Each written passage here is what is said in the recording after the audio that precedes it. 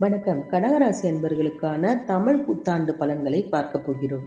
கடகராசிக்காரர்களை பொறுத்தவரை பிறருக்கு உதவி செய்ய வேண்டும் என்ற எண்ணம் இயற்கையிலேயே உடையவர்கள். பிறர் சந்தோஷப்படுவதை பார்த்து தானும் சந்தோஷப்படக்கூடிய புனிதமான ஆன்மாக்கள். கடகராசிக்காரர்களை பற்றி இன்னொன்று சொல்ல வேண்டும் என்றால் தீர்க்க ஆயுளுக்கு சொந்தக்காரர்கள். பிறக்கப் போகும் இந்த தமிழ் புத்தாண்டு பராபவ என்று அழைக்கப்படுகிறது.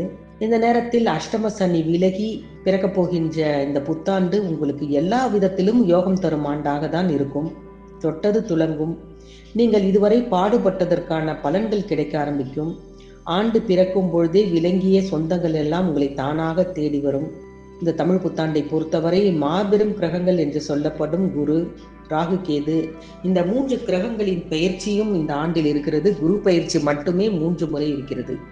குரு உச்சம் பெற்றும் சஞ்சரிக்கக்கூடிய ஒரு ஆண்டாகவும் இந்த ஆண்டு அமைகிறது. உங்களுக்கு தனஸ்தானத்திற்கு குரு வந்து அமரக்கூடிய சூழ்நிலையில் ஆண்டு முழுவதுமே பொருளாதாரத்தில் மிகப்பெரிய ஏற்றம் உங்களுக்கு இருக்கும். மகர ராசியில் ராகுவும் கடக ராசியில் கேதுவும் அமரக்கூடிய சூழ்நிலையில் உங்களுக்கு எல்லாமே நல்லதுதான். கிரகங்கள் ஒரு இடத்தில் அமர்வதை விட பார்க்கக்கூடிய இடங்கள் எல்லாம் புனிதமடைய போகின்றன. மிக பெருமை மிக்க ஒரு வாழ்வு கடகராசி என்பவர்களுக்கு எல்லாம் இந்த 2026 தமிழ் புத்தாண்டிலிருந்து ஆரம்பிக்க போகிறது.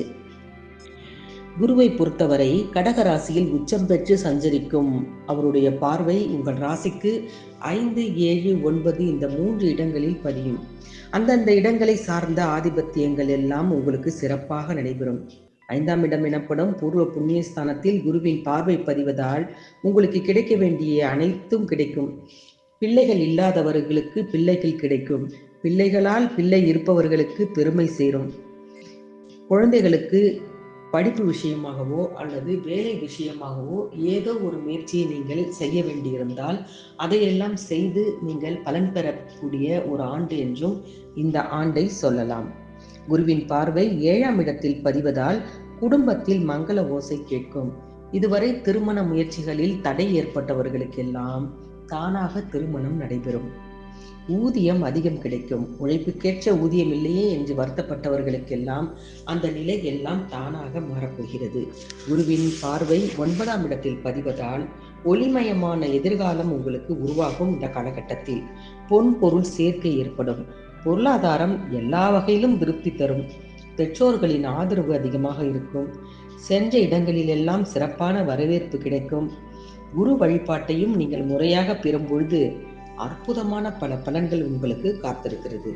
அதே போல் சிம்ம ராசியில் குரு சஞ்சரிக்கும் காலமும் இந்த காலகட்டத்தில் உண்டு. அப்பொழுது அவருடைய பார்வை 6, 8, 10 இந்த 3 இடங்களில் பதியும். சிறப்பான செயல்பாடுகளின் மூலம் பேரும் புகழும் உங்களுக்கு கிடைக்கும். குருவின் பார்வை ஆயுள் ஸ்தானம் என்று சொல்லக்கூடிய 8ஆம் இடத்தில் பதிவதால் எதையும் ஆராய்ந்து செய்து திட்டமிட்டு வெற்றி பெற்று விடுவீர்கள். உடல் ஆரோக்கியம் அற்புதமாக இருக்கும்.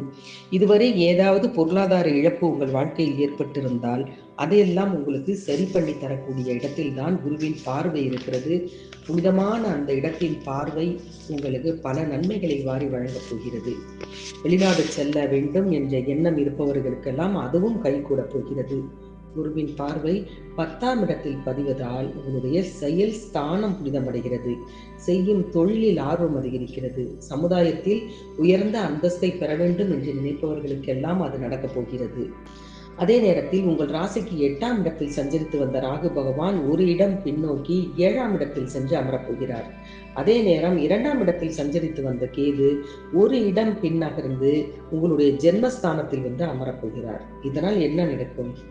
7இல் சஞ்சரிக்கும் ராகுவால் குடும்பத்தில் சில பிரச்சனைகள் வந்தாலும் கூட அவற்றையெல்லாம் சுமூகமாக கடந்து வரக்கூடிய வாய்ப்பு ஏற்படும்.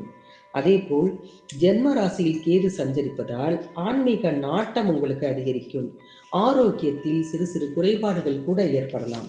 எது எப்படி இருந்தாலும் இந்த கடகராசி என்பர்களை பொறுத்தவரை ஆயுள் தீர்க்கம் உள்ளவர்கள் என்பதால் பெரிதாக எந்த உடல் பாதிப்பும் உங்களுக்கு ஏற்படாது. நீங்கள் தொட்டது துலங்கும். இந்த 2026ஆம் ஆண்டின் புத்தாண்டு தொடக்கத்திலிருந்து வாழ்க்கையில் மறக்க முடியாத பல உன்னதமான விஷயங்கள் எல்லாம் நடந்து உங்கள் மனதை மகிழ்ச்சியில் ஆழ்த்தும். குடும்பத்தில் சந்தோஷம் குடிக்கொண்டிருக்கும். இது போன்ற மற்ற ராசிகளின் பலன்களை தொடர்ந்து பார்க்க மறக்காமல் ஜி கிரியேஷன் தமிழ் சேனலை சப்ஸ்கிரைப் பண்ணிக்கொள்ளுங்கள். நன்றி, வணக்கம்.